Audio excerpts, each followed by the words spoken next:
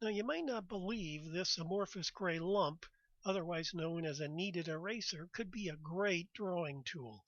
But I'm here to tell you it is if you use it correctly.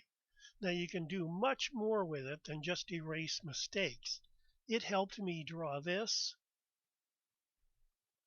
and this and this. And I'm going to show you how to use it in your own work. Now suppose you were doing a sketch, maybe for a painting. It's so much easier just to lay in the tones and then use your kneaded eraser by molding it into an edge so that you can take off just the amount of pencil you want to create lighter details. And then you keep kneading it, putting the dirty surface in toward the middle and pulling a clean surface out. And if you want really tiny details, you can roll it into a point to just take off a tiny little bit of pencil. You can do the same thing with charcoal. Now here I'm just laying in a tone for the guy's hair.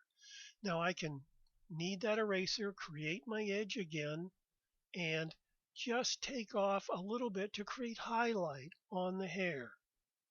And take off just enough that it indicates hair, not trying to put in every little hair.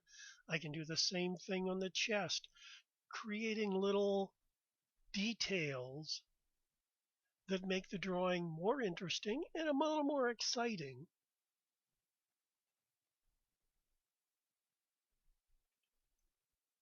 And if you want to take off more area, you can mold it into just the size you want to take off and flatten it and take off just the amount you want.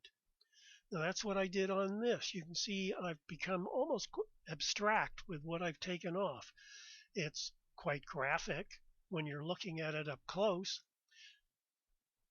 but it still says highlights on a figure.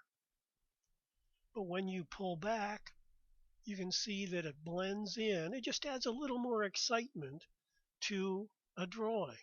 And it doesn't have to be a figure. Here, just a plain old apple, just a way of making the apple a little more exciting, creating that edge with the eraser, and taking off tiny amounts or large amounts just to make it more interesting. Now, this is a way with this great drawing tool you can add excitement to your own drawings.